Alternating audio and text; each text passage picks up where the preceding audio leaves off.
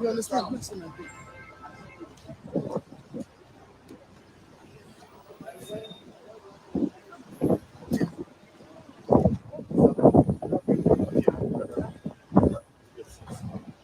That building over there. Sir. I don't. Is that all?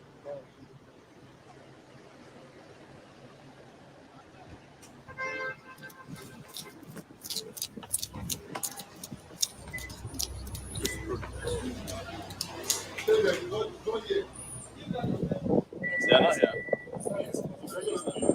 One is not here. One is the other side. Down there.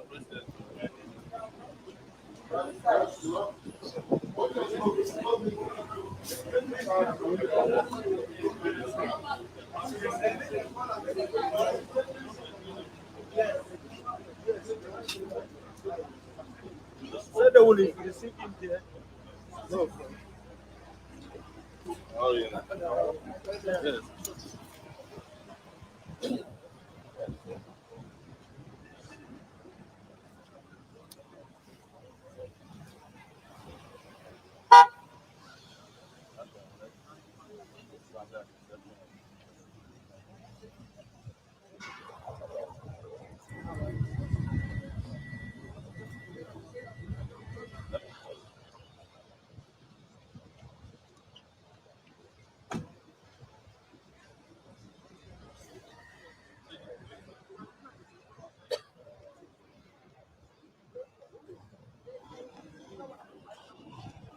Yes.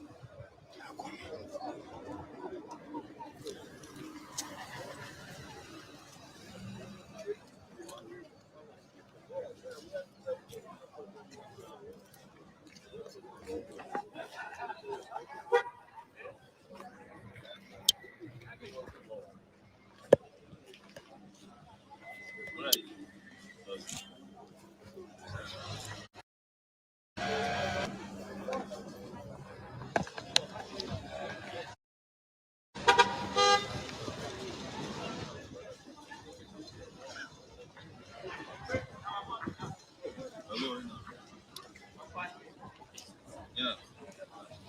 We are entering the hall for this event.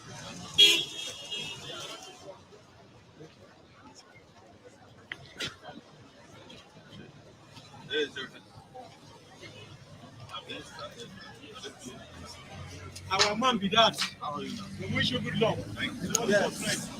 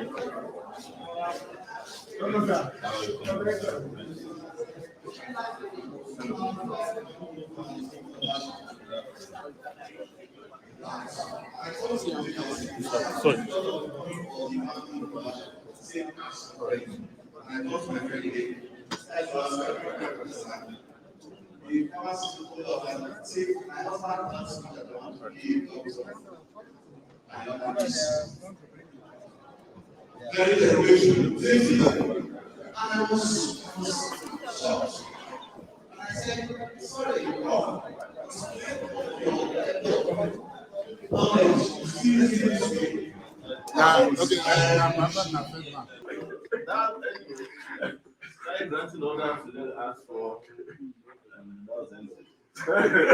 Ever since then, she has not been. More than a year. About a year now. Yes. The way we did that was give us the Bible to swear. After the swear, but don't bring If you want to be serious with politicians in Nigeria, bring some very scary, stuff ahead. Tell them to swear. They are not afraid of the Bible. They know that those ones are very slow to act. But if it's Ahmad Yoga, we start immediately.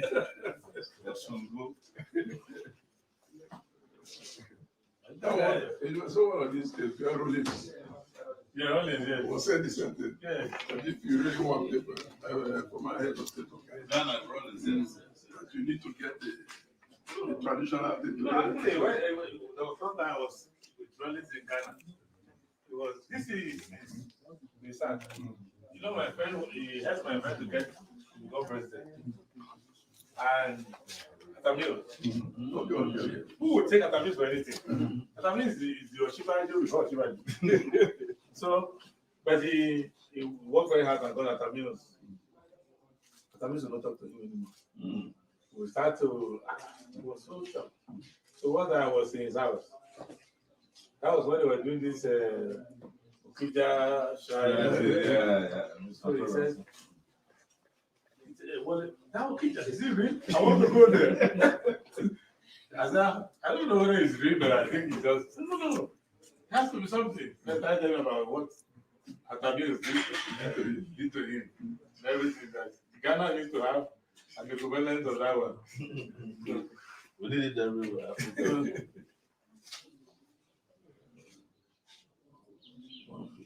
So they said 2:30. Just hang around. Yeah, holding a session.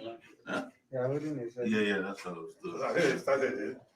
But they started their real program, but this politician part is always complicated.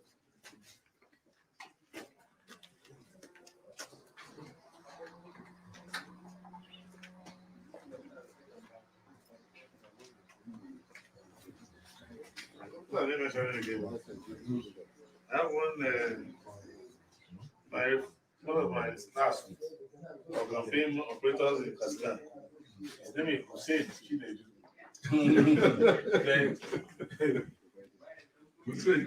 Yes, his own name is Mohammed Hussein Chinedu. Yes, his father is I think from Imo State. Can't speak a word of Igbo. That is Pastor. What is Chinedu? What's he mentioning here?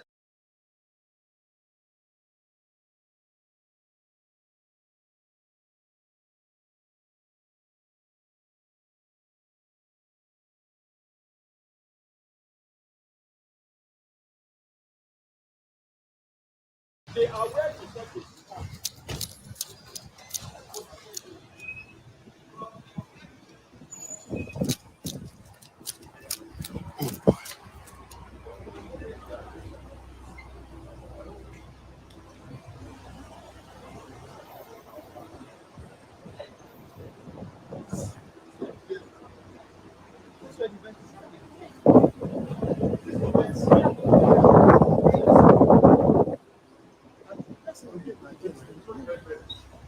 You understand?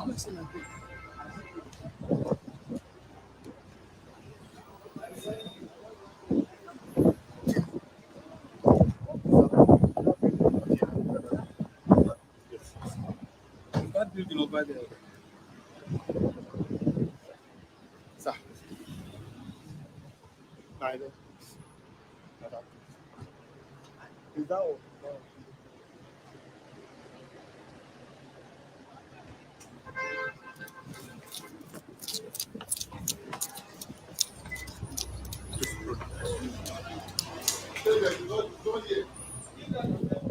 They are not here. One is the other side. Down more.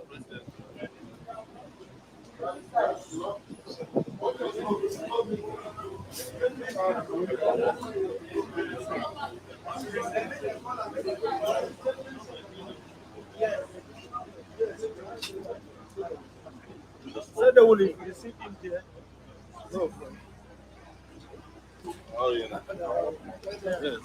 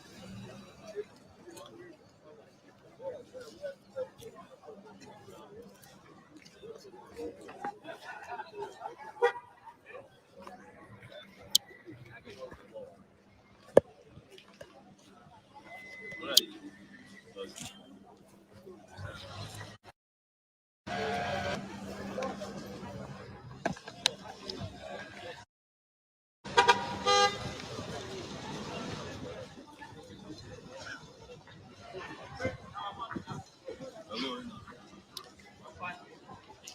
Yeah. We're entering the hall for this event.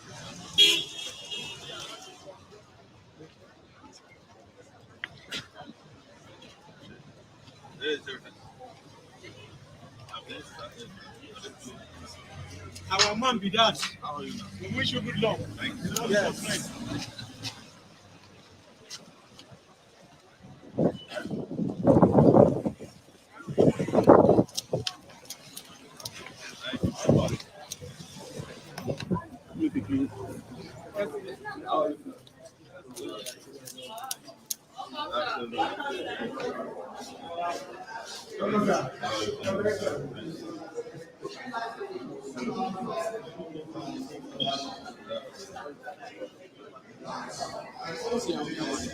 Sorry.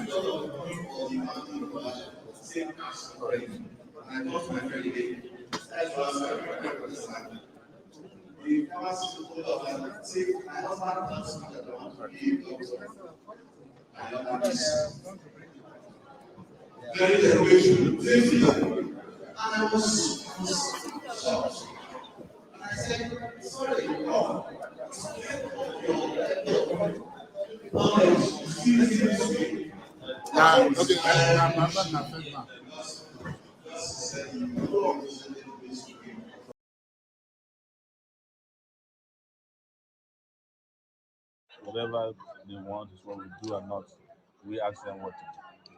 One of the trending issues currently in the country is President Buhari's medical treatment. He has the kind of power, his muscle, and it has become a concern. His frequent medical treatment.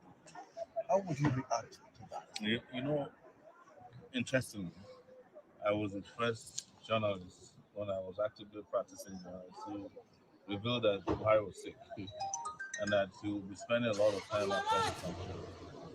It's an oxymoron to ask for somebody who's not in that way of himself, who is not in power, handing over power. He has no power over the affairs of the country. Buhari long abandoned Nigeria. I don't know why people are worried about the fact that he travels. This is what they have done since he came to power. I think he realized upon taking over power that Nigeria is bigger than him. And he just abandoned everything. Ever since then, what you hear about is not the president of the Federal Republic of Nigeria, but one of the members of the cabal. The cabal that is running this country. So, to your mind, in terms of leadership, how would you found that? How do you irresponsible? I know the other presidential candidates don't want to say it. I say it with my open chest. How do they say that? With my chest. Full chest. That President Buhari is irresponsible. He's the number one medical tourist in the world today. Not only is his health frail, but he's also sucking away the little resources we have for his own personal care. Let me describe it to you. He's staying in a hospital bed or room today that is not costing less than 5,000 euros per night. I can say that anywhere publicly because it's a special patient. His jet is parked somewhere and it costs us 5,000 euros per night to park a jet anywhere in Europe. It's not like Nigeria where you can discuss with fan and they'll take their bribe and let you go. No. And then the number of people that have accompanied him, the least person is entitled to about $1,500 per night as what they call that special allowances they give them when they travel abroad. Esther code, yes, the infamous Esther code, and I can guarantee that the guy is not traveling with less than 50 people. If you add the advanced team that has come before him, and you want to go down to medicine that will be given to him because he's having a minor procedure or a major procedure, nobody knows. We'll never disclose that to you. And that is why we must request for people who are running in this election. That's where I'm Yes. What's the solution? Yeah, is to ensure that the way they do it where democracy was imported from, that every candidate submits to an independent group who can test them and find out what is wrong with them before we pick up their medical bills, like we are doing with Buhari. There's nothing wrong with people getting sick. What is unconscionable is to know that you are sick and you carry the burden of your sickness on the country that is sick itself. Everybody can get sick. I've seen 7-year-olds who have terminal disease, and I've seen 93-year-old persons who have never seen a doctor before. But the way to determine that scientifically is to make sure that every one of us, including me, let's go and see a doctor, but not doctors chosen by us. There has to be independent doctors, independent physicians.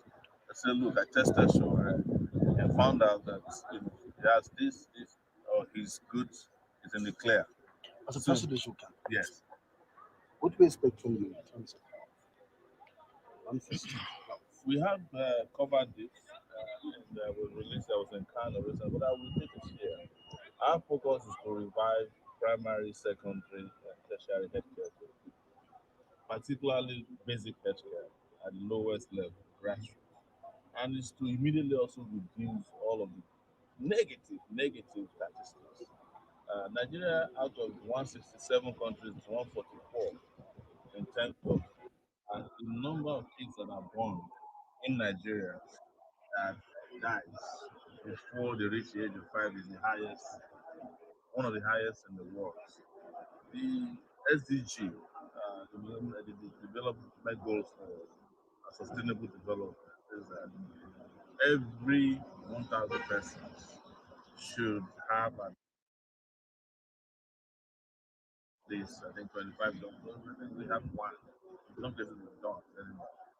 And it's also very important and immediate because our manifestos are that we stem the tide of brain drain. About 8,000 doctors have left this country since the so-called end of the, the COVID crisis. So how do we stop this? Because it takes over $137,000 to train a doctor in Nigeria, and that's cheap by global standards. But it takes more than 10 years to get a doctor, the kind of doctors that have left us. We're going to have to wait for 10 more years before we can get the doctors that will replace the ones that have left. We're not talking about pharmacists, nurses that have left. So the only thing that can end that is for us to invest in these medical professionals, pay them real salaries, remunerate them, and ensure that there is proper governance in our health sector.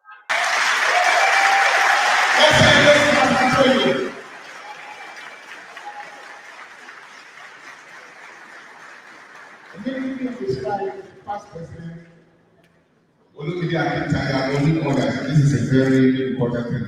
The past president is very dramatic and watching the lips. I will stop there.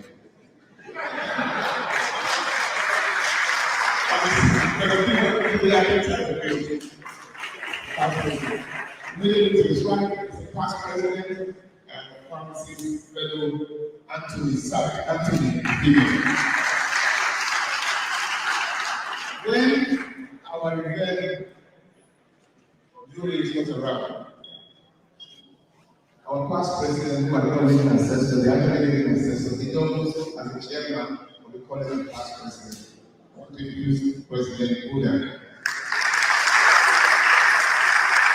I want to picture this young lady who is the girlfriend and wife of this young man. One thing about them is that both of them are pharmacists. When we were in Tampa, Florida, I saw them. But most conferences were attended, they are always there. And Pan and the missionary.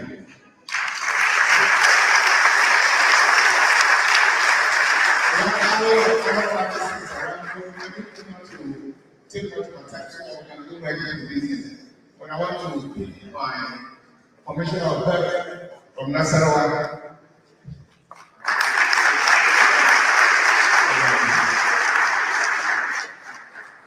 I'm sure if I want to get good pandemic when I get back home, you allow me to introduce my lovely wife, Dr.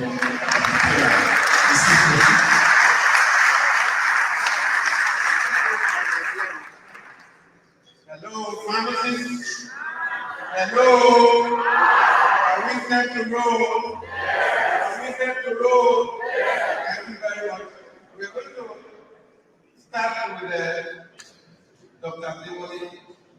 Sir, we're going to talk to us for 10-15 minutes. Tell us why you want to be the president of Nigeria. Tell us what you have for the pharmaceutical and healthcare sector. Confuse and convince us to vote NPP. And before you start, sir, you have an opportunity to introduce one or two members of your team. So, over to you, sir.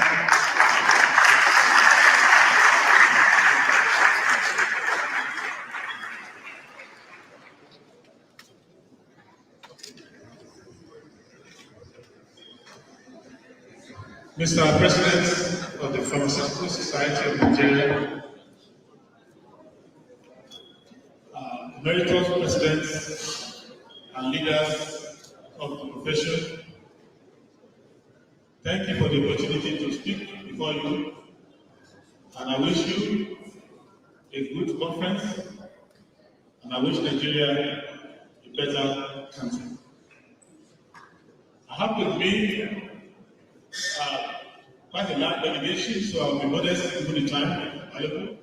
I will introduce a son of the soil and a minister of the people, who is the Director General of our campaign, Mr. Solomon Dalon. Solomon Sanford Dalon. I also have with me Senator Ojuku Uba, a senator from Anambra State, who is in our campaign. I have Chief Patrick Anetua, Pastor Adi Alabi, and the NGO of our campaign, Mr. Godwin Osidole.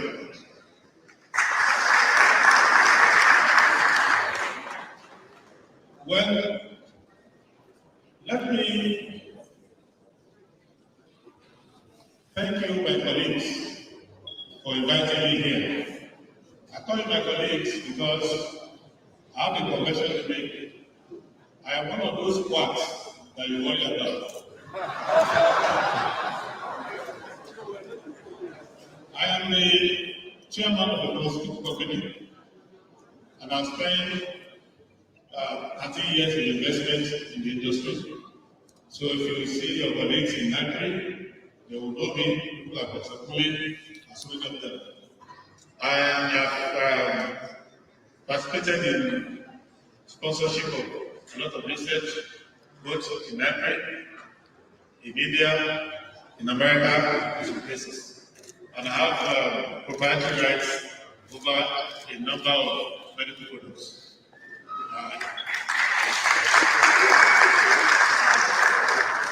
But my key interest, personally, is in pharmaceutics, because I've always loved organic medicine. And I also like competitive edge. I believe that if Nigeria will do well to compete in the world, to have a leapfrog over the big pharma majors, it will be in pharmaceutics. Because we have the biodiversity, we have the native knowledge, and we have the method now for the systematization of the protocols to develop our native medicine and create the kind of way to preserve them and to regulate their dispensation. I believe that if we do that, we will go a long way in managing the wellness of our people. And to be your mate today, the first time I'll be your mate as a politician. I've always been your mate as an investor and as a collaborator. So I hope that you can take that spirit that you use, the scientific spirit, to develop solutions to problems. And that attitude is what we adopt today. I believe that the pharmaceutical industry in Nigeria is a bellwether for what the country looks like. When I first grew up in pharmacy, I lived with my grandmother, and she used to call them chemists. I don't know why she used to call them chemists, but if anybody was sick, anything happened, she would say, go to the chemist there. And then we go there And another thing I would do for me before I leave here today, because I was at IFE and I was very close to Professor Lamikora, who was professor of pharmacy. And I used to moonlight along the corridor to listen to your classes. But I couldn't find out which aspect of your training prepares you for very terrible handwriting with doctor's right. So I believe that it's an aspect of pharmaceutical dispensation where you try to keep the patient without. I've always been taught by the notion that however badly it is, when you go to pharmacists, they go to the right place and get to the right medicine. So I think Nigerian politics today, if you study it, is at best very much like the agriculture. They know what is wrong. They will know that something is wrong. And the way I've looked at it is that people can also handle poverty. You pharmacists will be the first to know. Because you know the element of society by the presentation that people do. What people around you present is what determines the kind of education you give. And there is no secret about the life, the health of the country that you can keep away from pharmacists. Because they will know that people are coming and presenting with more and more of this. My discussion with you be two parts. The general one, which is macro, then I will narrow down to specific. But everything I said in the introduction, hoping that you will ask questions. The first thing going on in the country is this, that the country is always in constant negotiation. So you cannot sit down, you cannot be stable. You cannot make investments. You cannot be in one place or the other. You as pharmacists know that you cannot set up a pharmaceutical concern, of which I've set up many, without asking for allocation, whether you want to do research, the regulatory regime for doing research, for recognizing your proprietary rights, for doing research and development, for doing clinical trials. You make many years of investment, so you need a stable environment. That is, the country has to be secure. Then the business environment has to be protected. And regimes have to have policies that are stable so that your investment don't go to waste. And you will know, because the majority of pharmaceutical research don't lead to profit. But you have to keep doing it. And that is how to approach development in Nigeria. So the first thing we will guarantee you is stability. Your neighborhood will be safe. There will be no riots, no arrest, no banditry, no kidnapping. So you will be able to set up concerns from pharmaceutical research to production, even to dispensation, where you have your pharmacies across. Number two, we will not subject the profession to the tyranny of the public service. I know the role played by one of your pioneers, Chief Adeluyi, when he briefly retired when he was Minister of Health. Within that short time, there was clarity of thought. The idea of rivalry, professional rivalry in the industry was put aside, and targets were set. And the way in which he did a lot of reform in NAFDAC, which is perhaps the last reform ever done by the Nigerian government in managing these aspects of food and drug administration, shows to you that if we approach our health from the point of view of outcome, not from the point of view of supremacy, we'll be able to find solutions to problems for our country. Second point is that you need to keep the economy stable, because a lot of the components for our health, which will reflect also in our medicine, has foreign trade components to it. It is almost impossible to develop drugs, develop a number of drugs, including cyanide and the proprietary of cyanide, which is used for sickle cell management. And I know that to do a simple thing like that, you are as vulnerable to the economy as any other person who is in business. So what I would say is that our government will take care of poverty. And to take care of poverty, you need to do 5 things. First, you need to know that the revenue coming to the country has to be preserved for the people of that country. That was what made me to become a whistleblower or a crime reporter to alert the whole country that 80% of the crude oil produced in this country is being stolen. And I made that noise for about 6 months before the government acknowledged and said yes, they are beginning to find the pipeline now. But even I checked, as I yesterday, they are still stealing. So a lot of the money will have used to build infrastructure gone. So we will deal with that decisively. Same thing with the stealing of our solid minerals. People in Plateau here will be witnesses to that. Same thing in Sambara, State Railway, and all of that. So basically, from the public finance point of view, we put some accountability and you'll see revenue coming and many of the products will go. Second thing we will do is that we need to give nutritional balance to our people. And as health professionals, you know that food is medicine and medicine is food. And the nutrition of the people, the aggregate condition of people's nutrition, has a role to play. That's why no pharmacist will give you any medicine without telling you the relationship of food. They will say, drink it before food, swallow it after food. So you know that food is very important, and we need to remove that food poverty of our people. Then housing. Housing is very important to health. Housing is important to stability. Then we deal with general issue of accessing healthcare. I'm sure many of you give medicines away. When somebody comes to their daughter or baby or son and says, this is what the doctor prescribed, but I can't afford to pay for it. And you know that lives are at stake. Even though you are in business, you are moved many times to say, take the medicine, pay me later or pay me whatever. So we'll create a healthcare system that allows you to be able to get your money without having to do charity that you know what to do. The fifth component is that we need to give education to our people. Education is what divides you from your cousins who are bricklayers, carpenters, and whatever. My friend was telling me, he introduced one of you to me and said, he was my classmate in secondary school, but he decided to study pharmacy, I decided to study law. So we have baristas alone, we have the pharmacists. Education is the reason why we are all gathered here. And a country that does not want to invest in education does not want long-term health and well-being of its people. We will deal with that. Now, let me now address the issues that are particular to the health sector. In Nigeria today, the health sector is a concurrent thing. Every level of government is allowed to do healthcare. Second, if you are local government, state, or federal. Not only that, the public sector and the private sector are allowed to do healthcare.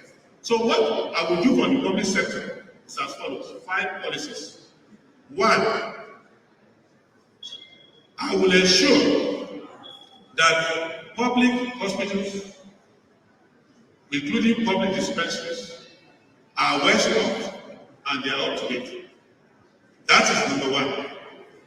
Number 2, I will ensure that professionals, when they finish from school, the first point of call before they go into private practice is a strong public health sector, so that you will spend a number of years using government money to do government research, to do facilities, before you go out to major on your own. The best healthcare people should be retained by the government. Thirdly, we will stabilize our currency. I'm not saying I'll give you $1 to $1. No, I'm saying that for planning purposes, if you have 500 naira to the dollar in year 1, you have 500 naira to the dollar in year 7. You have a sticky currency that you can plan, because pharmacy is a science, it's a vocation, it's a profession, it's an employment, it's also a business. So if you are able to understand the complexity of that, you'll be able to run a government. The last thing, which I will do before I step down, is that we should have a system for the retention of our manpower in this country. And the only way to retain manpower is that people who are in the professions should be automatic members of the middle class. And those who work harder or who have special skill should be in the upper middle class. Which means that inflation should not destroy your income. You should be able to live comfortably. And there is an international peer-to-peer review. A pharmacist in Nigeria should not live like a slave to a pharmacist in England or a pharmacist in America. Same thing with doctors and other professionals. So we will create a stable environment and we will not discriminate against any profession in the medical delivery system. We will not believe in the superiority of one profession over the other. We will ensure that at every junction where you man healthcare for people, you get the respect, you get the cooperation, and we will do a lot of reforms. Because what I have noticed as a practitioner in the field, business side of it, is that when you come into the business of pharmaceutical generally, those who are in government are interested in criminalizing you, collecting your money, over-regulation, misregulation, and no support.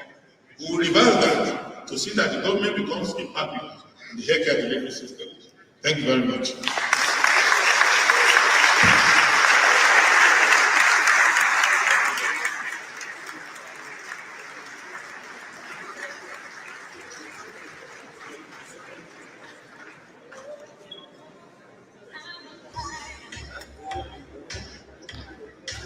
Please, another round of applause for him. Somebody seated by my side said that this man really did his homework before coming here. And it's very obvious. Because a lot of things he said were connected to the pharmaceutical sector. So please, another round of applause for him.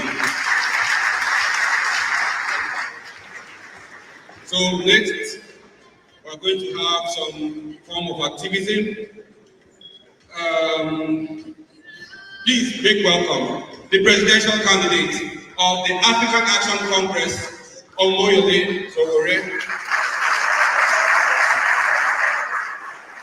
Please remember the ground rules. Thank you, everyone in the House. Thank you, President of the Pharmaceutical Society of Nigeria, who graduated from Obafemi University in Ife. He said he was sorry I did not attend the university. I'm sorry you did not attend the most cosmopolitan university in the world, the University of Lagos. I also want to thank all the former presidents present. We are glad to see you, sir. We've done this for 49 years, attending every conference of this powerful organization. You have done better than Nigeria. I don't think Nigeria has attended that many independent days. These days, we don't even celebrate our independence anymore. We are meeting at a crucial time in the life of this country because we are discussing healthcare. And why is it crucial? We are meeting at a time the president of the country has run away from this country because there's no healthcare. Please, let's take it very serious because we are meeting possibly president of this country in the future. And I'll be one of the presidents when I win who will assure you that any healthcare problem that Nigerian doctors and pharmacists cannot take care of, that problem better kill me. That is my promise to you today. I lived in the US for 20 years. It doesn't matter how sick the US president is. If they can't find a doctor that can treat him in the US, they'll bury him. But the case has been opposite for us. It's also crucial for you to understand that some other persons, presidential candidates, who should be here today are not here. Particularly the ones that need your help. Yes, they're here.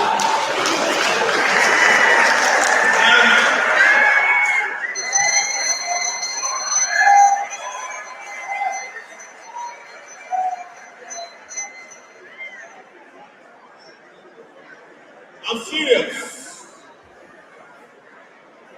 We all don't need your help, no doubt. But some people need your help more than the others. I don't want to mention names, but then most of people are getting their prescriptions filled every day, and they need pharmacists, and they should have been here. They're not here. And I also want to commend you. Please, I want to commend you for doing a new man's job in this country. Pharmacists in Nigeria are taking over the primary healthcare sector. You are everything rolled into one, and this is not a joke. If someone is sick, they probably trust pharmacists these days, and they trust anybody. As somebody mentioned, that pharmacists are the most trusted people. I think they're also very clairvoyant. I will make a revelation here today. Please, don't be upset with me. When I heard about condom and I wanted to buy it, it took me 5 times going in and out of the pharmacist's job. The man called me and said, "I know what you want." I said, "How did you know?" He said, "People like you are the ones who come in and out." They wrapped it in a brown bag, gave it to me, I paid, and we left. Since then, he became the most trusted person that I met.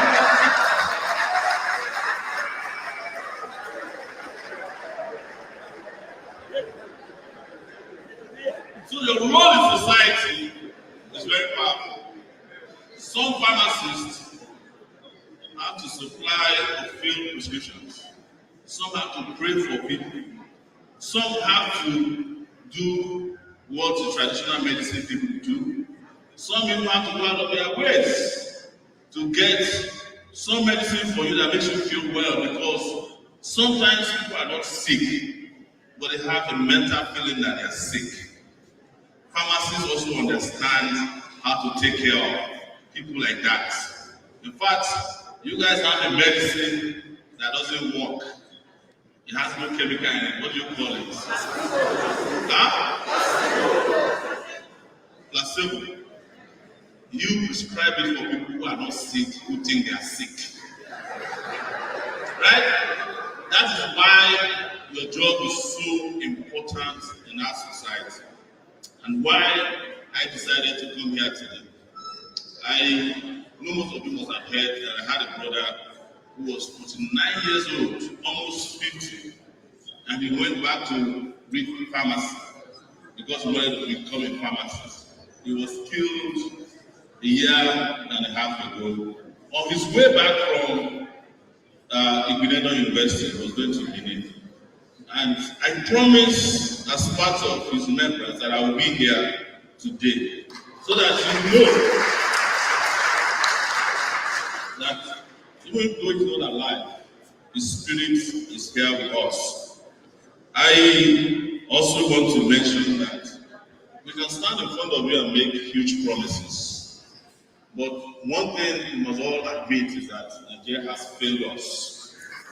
Your president was saying here that over 6,000 pharmacists have left since, I think, the end of COVID crisis. Some 8,000 doctors have left. We can't count how many nurses have left. We must also thank those of you who have decided to stay back. Yes. Because some of you are not only pharmacists, some of you are university lecturers.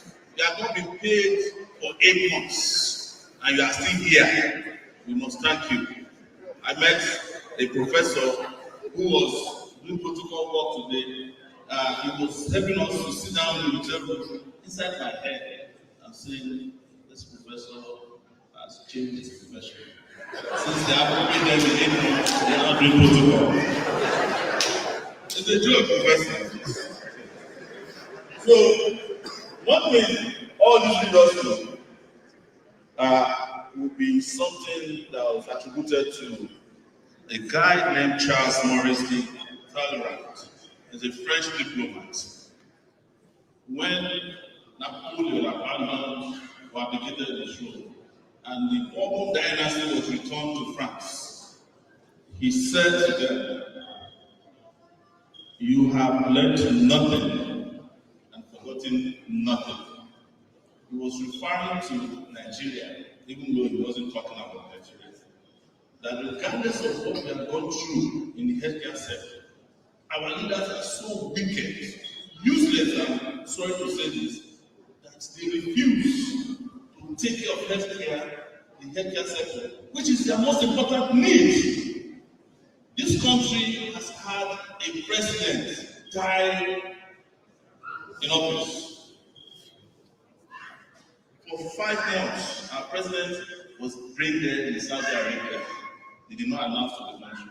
You would think that the next presidents who are coming, who of course know that they are not too well, who at least build hospitals in this country, where in case of emergency, they can be attended to. But as you know, they have learned nothing and have forgotten nothing. You would think that political parties, in selecting candidates, will at least be sure that the ones they are giving us are not going to spend most of the time in hospitals abroad by making sure that they put pressure on the candidates before to build hospitals, pay healthcare professionals very well. They will never do that because they have learned nothing and forgotten nothing. You would think that Nigeria, or Nigerians too, will pay attention to these issues by ensuring that when they vote for people, even when they are not sick, at least have a knowledge and consciousness of the need for health care in the country. But as you know, they have learned nothing and forgotten nothing. You would even think that those other candidates, I don't want to mention their name, will be here today to discuss pharmacists. Learn from them, hear from them. But as you know, they have learned nothing and forgotten nothing. You would think that Nigeria would think about governance in the healthcare sector. But guess who is the Minister of State for Health? A lawyer. Are we going to have a pharmacist become the Minister of Justice? No. It is because Nigeria has learned nothing and forgotten nothing. You would think that by now we will have a national health policy upgraded since 2016. It was never done. Even the PCN Act that was recently signed by Buhari, he's doing it because probably somebody is trying to please somebody. Because they have not put governance structures in place to show that they have any respect for that particular law that was signed by the president. You would also think that Nigeria by now will have more than 0.07 pharmacists to 1,000 people. This cannot be said to be a slip. It's a criminal decision by our leaders because they have no respect for our population. Out of the 177 countries, in the world, Nigeria is ranked 44 in terms of healthcare performance today. We have nothing that could be called healthcare, honestly. If not for you, seated here, some doctors who are left, who are still left here with us, most of you who are here with us are also filling your paperwork to leave anyways. It doesn't come true. But we thank you regardless until your paperwork is approved. Stay with us. And you will think that we will have serious decision in care in terms of healthcare finance. Nigeria is only spending 1% of its budget on healthcare. We are supposed to be doing 15%. That is the starting point. But I have said all this, I must also say that we need to upgrade, and you hear this all the time, our healthcare, primary healthcare, secondary healthcare, and tertiary healthcare centers. We are not doing that, and there is no plan in place to do it. And I know my time is running out, but I'm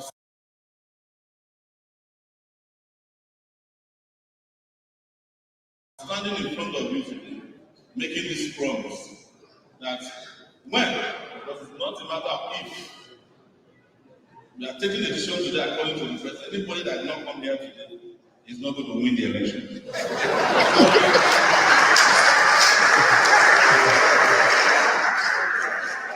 So, this election is not between me and Prince Adewale.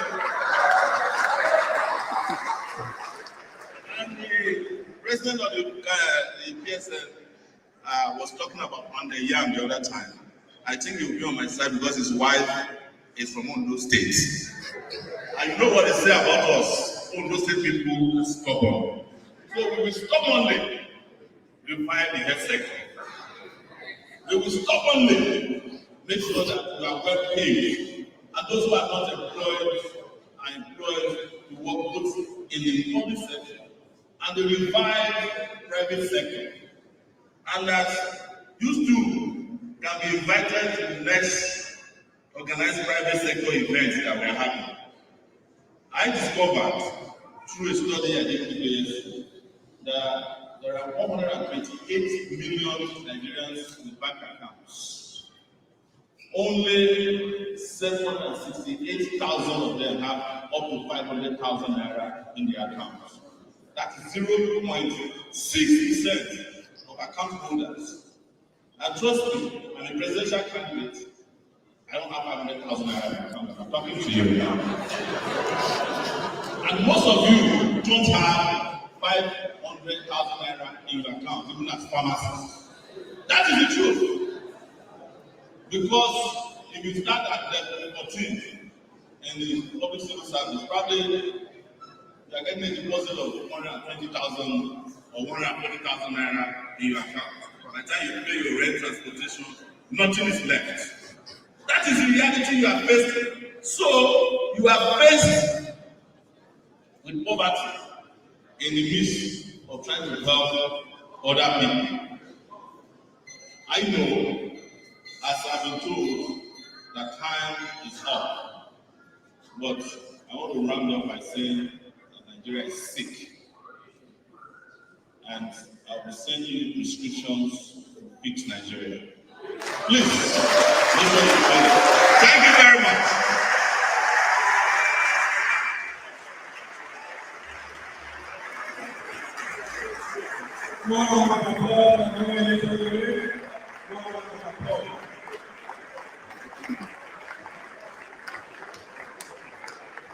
Are you ready to feel the prescription to fix Nigeria? Are you sure?